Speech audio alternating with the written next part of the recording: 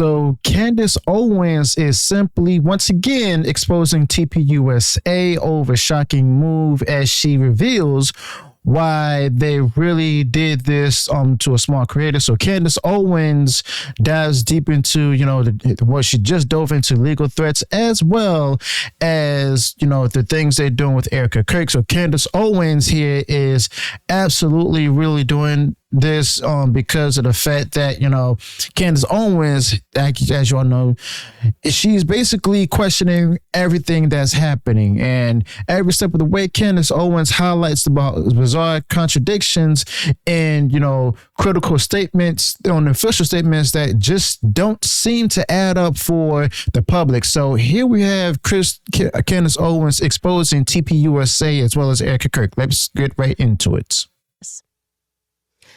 Okay, so new conspiracy just dropped. I'm dropping a new conspiracy today for funsies. In the movie Mean Girls, when Lindsay Lohan sabotages Regina George, she sabotages her diet at least by giving her these nutrient-dense bars from Africa, but telling Regina that the bars are actually going to help her lose weight. And then she realizes that she's been sabotaged and she screams. That's what I have to imagine is happening at Turning Point USA. Like somebody's just setting Erica Kirk up, right? It's probably Elizabeth McCoy. I feel like if I had, it's her because they're like best friends, and Elizabeth and Mikey are like in the shadows, like it's going to be us. We're going to be next. Turning Point is ours. And so she's pretending to be Erica's BFF, but secretly giving her the worst advice of all time. She's like, you should wear glitter tonight. I don't think there's enough glitter. You need glitter on the makeup, head to toe, all of it. You look amazing. Charlie loved pyrotechnics. And he also liked that Nicki Minaj Monsterverse. I think you need both. We got to do both. We need to put the fun in funeral. I don't know. That's what I think. I think it's Elizabeth McCoy. Remember, it was Elizabeth McCoy. It was her idea to put the tent up. It's her. This is my conspiracy theory. It's Elizabeth McCoy. She's going to slide to that spot. And then she's going to wear black and she's going to actually mourn Charlie and be like, I don't know what Erica was thinking. She wants the throne. Anyways, that's my best excuse that I can offer, the best excuse that I can summon for every move that the organization is making, which has just been disastrous. It's clown world over there. And now, to add to that, to snowball, someone has made the brilliant decision to send a cease and desist letter to a relatively small YouTube channel who's made interesting videos regarding the finances of Turning Point USA. Has he gotten everything right? Of course not. We even said when he got something very wrong, like the wrong person, I tweeted and said, this is not the right person. You should take this down. And guess what? He immediately took it down and corrected it and removed it from his content. So this isn't like a bad faith actor by any means. It's wolves in finance. And I'm referring to the presenter, Zach Gregorio. I'm going to let him explain to you what happened. Take a listen. This week, I received a letter from Turning Point titled Demand to Cease and Desist Defamatory Comments. This is the first step when someone sues you for defamation. I know there are a lot of people out there making videos about Turning Point, so you should pay attention to this. They have started sending out cease and desist letters, and for some reason, they've decided to start with me. Apparently, they cannot handle the criticism from my teeny tiny YouTube channel. This letter is showing the world the type of organization Turning Point has become under Erica Kirk. They want to send legal letters to small YouTube creators. So we're going to go through this letter. Now, it is nice that we have this letter with their official statements, but the letter does nothing to change my suspicions. It does not address most of my questions. Instead of answering my questions, it is the precursor to a lawsuit unless I change my statements. That does nothing to reduce my suspicions. For the sake of avoiding miscommunication, I can change the title of the video if that makes them more happy. I already changed it from More Fraud at Turning Point USA to More Fraud at Turning Point USA, allegedly. I'm sorry. I just enjoy him. There's something about it. It's like my teeny tiny YouTube channel. Allegedly. I enjoy that. I'm sorry for laughing at that because it's funny. It is funny. And it's ridiculous. Guys, I thought we left in 2025. I thought that I did this for everybody. You can't just sue people to make them shut up. We have to be done with that as a society. It is a uniquely American phenomenon of suing people for everything. You know, get into your car accidentally gently touches somebody else's car. Now you need the cops there. The insurance agency is getting involved. I mean, the whole scam of suing people just needs to end. Okay, it just needs to end. Get a job, work hard. If you feel that someone is putting out wrong information about you, don't start a cease and desist letter with, "We don't intend to sue you." That's what he's saying is correct. That is exactly what a cease and desist is for. It's the first step to suing somebody. Otherwise, this could have been an email. If I got him to take something out of his video after I shared it, I said, "This is incorrect." And he did it, when I say instantly, immediately took down the video and corrected it. Why can't Turning Point try to behave like a human and just have somebody email from the PR office, "Hey, Andrew, this could be you," and say, "Hey, I do PR for Turning Point USA. Happy to answer some of your questions. Just send them over." Or say, "Hey, you got this wrong. Do you mind please updating this? This is not right." They have so much money. They just are spending money on stupidity. And again, what is your end goal? As he says later on, he's like, "I don't have any money. What is your end goal here with sending this letter?" It's obviously going to backfire. But I just want to say the energy of this, I have lawyers, I can sue you, I'm rich. It needed to be left behind in 2025 with Brigitte Macron. Okay. And of course, I'm going to be honest here. This does not sound like the Turning Point USA that was under Charlie Kirk, okay? Because if Charlie Kirk was still alive, he would have never put out there like a cease and desist order. I mean, he would have offered it as a threat during the debate and everything. But I mean, let's be real. I mean, he wouldn't even put out a cease and desist order because of the fact that, he'll just say on lo and behold on a live broadcast, even in a video or social media that, he'll address you then and there. Okay, he's going to have Turning Point USA address you then and there. But this new TPUSA under Erica Kirk, I'll be honest, this is now starting to get a little bit more suspicious. Kind of reminds me, it seems like they're making a move similar to what Daily Wire would. Wink, wink. Okay, so the fact of the matter is that if you're going to go ahead and do this particular thing, a lot more people's going to be looking at you all suspicious. Okay, you're going to be having a lot of people side eyeing you and stuff. Okay, and that's the really messed up part right there, because cease and desist. I'm a millennial, a black man, and that sounds like a particular move that Drake would make and stuff. If you know, you know. Okay, so basically, if you put out there a cease and desist, it seems like, they're just trying to scare people, getting them ready to sue them, like he said. But at the same time, not everyone is scared of a cease and desist. Nowadays, that's just nothing more than a weak man's move and stuff. Okay, from those who have a bunch of money and a lot of lawyers and stuff, making it sound like they're overcompensating for something. I'm calling it as it is, to be honest with y'all. Of course, it backfires immediately. It backfires spectacularly because now Turning Point is on record because of this video and because of this letter that they sent him. They are now on record going against themselves on record. We have received so many different stories from them regarding the drones that were there on the day of Charlie's assassination. First, Frank Turek came out and he said that while they were driving over to the event, he was showing Charlie live drone footage on his phone. And Charlie loved it. He was like, "This is amazing."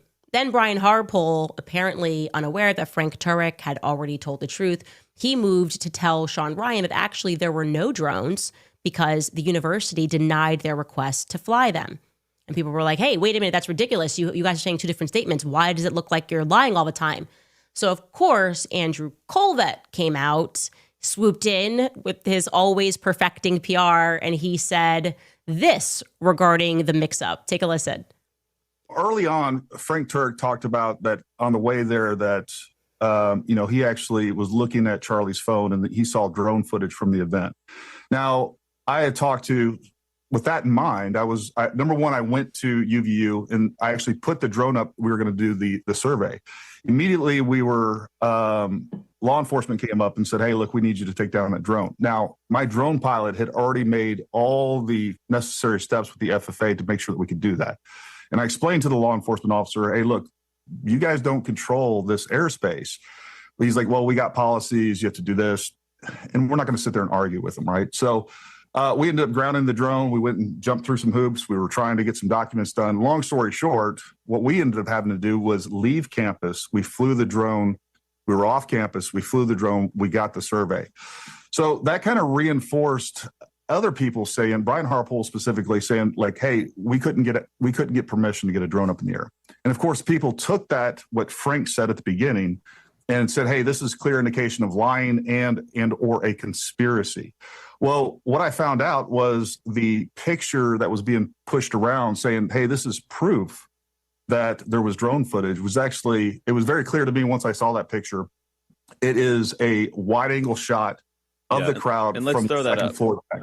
Yeah, let's throw that up. Yeah. This is actually I think the images, guys, I sent them to you. Yeah, this is actually, there was a walkway or a bridge elevated that was just from our events team that was setting up that event. They went up there as they always did, to show Charlie the crowd size.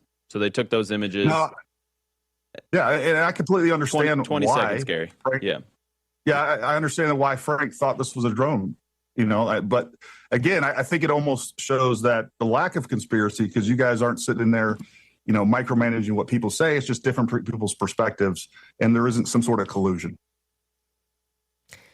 Yeah, that's really nice. Except now Turning Point USA's lawyer is going to dispute Andrew, and the worst PR, the worst person that PR money could buy, Paramount Tactical, because in the letter to Wolves in Finance, he says, no, there were drones, but it was only allowed for some people. But there were drones that day. Take a listen. On December 7th, I posted a video called Top 10 Clowns of the Year. In this video, I called Turning Point my #1 clown of the year. I talked about the now infamous interview with Turning Point's chief security person talking about the day that Charlie Kirk was murdered. I point out the massive contradiction where he says they were not allowed to fly drones. Then I show the interview with Frank Turek where he says he was watching drone footage with Charlie Kirk. This part is breaking news because I'm not aware this has ever been discussed. The lawyer in this letter says the following: there was no discrepancy. UVU prohibited Turning Point USA from flying drones for security purposes during the event, but did allow a Turning Point USA media production drone to briefly fly over the location before the event to collect limited B-roll footage. First of all, how could this be defamatory if I had no idea about any of this? Second, I find this explanation absurd. You are telling me that the security team was not allowed drones, but the media team was? That is the official explanation from Turning Point's lawyer. My honest opinion is I do not believe that. But if that did happen, that is really silly, and it may have cost Charlie Kirk his life. He is all of us. It's so absurd. Guys, you've had so much time to get your story straight. Were there drones? Were there not drones? Now, it's okay, there were drones, but only some people could have them. The media team was allowed to fly drones temporarily, and then he saw that. We were just told by Paramount Tactical and Andrew that was just the wide shot that Frank saw. Now we're like, oh no, the media team, that is what happened. They were allowed to fly drones, but security couldn't. What? You're going to let media fly drones temporarily to get a shot, but you're not going to let the security team fly drones temporarily to get a shot of what they're looking at? Does that make any sense? And by the way, hey, Brian Harpole, how about being resourceful? If you figured out the media team could do it and they could get it to Frank, why didn't they get it to you? Why didn't they get to you what the rooftops looked like? Oh, I know, because you're all lying. That's pretty obvious by now. You're all lying. Please just stop lying about everything. Because eventually what's happening is what we're going through right now. The public is having to decide whether or not you have been making genuine mistakes repeatedly, or if you have been fibbing nonstop at all hours of every day because you're engaged in a cover up. And I am of the latter opinion. I have been for a while. There are just too many inconsistencies at all time. It's not that difficult to remember the truth. Judge Judy watched it in bed with my grandma. If you're going to be a liar, you better have a good memory. And it turns out none of you guys have a good memory. The person that had the photographic memory is dead. That was. And that's the crazy part right there. I mean, if all this was, if it is true and everything, as Candace Owens is saying, then TPUSA is going to have a huge backlash. Okay. Now, Candace Owens is letting the stuff out there. She does come with receipts and stuff. And you know what? She stated that, Charlie Kirk was her best friend and stuff. And, they talked about a lot of stuff. You got other people even coming to the defense of Candace Owens, like Megyn Kelly and even Tucker Carlson. Okay. And the fact of the matter is that, it seems to me that TPUSA is being controlled by a certain entity, and I'll let you make with that what you will and stuff. But Candace Owens is definitely onto something. I definitely have a feeling that there may be more to what Candace Owens is saying or what she is planning to reveal in the future. Okay, so that right there is a massive bombshell, because why would they say that they have drones, but then later on don't say they have drones? I could be wrong. I could be wrong about that, but the fact of the matter is that Candace Owens is definitely sharing everything, because we just have questions, need answers and stuff, instead of just being told, we're just believing misinformation, disinformation, yada, yada, yada and stuff, or believing anti-Semites this and anti-Semites that. Okay, so we don't want to hear about any of that. Okay, so basically the death of Charlie Kirk is a turning point, no pun intended, and Candace Owens, as well as many others out there, are trying to figure out what is really going on. Charlie Kirk, okay? That was your boy wonder, and you've now lost him.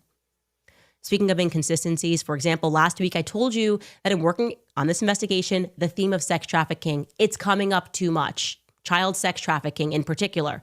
And so I was interested in Erica having said that while she was, quote unquote, living in China, she was working with victims of sex trafficking.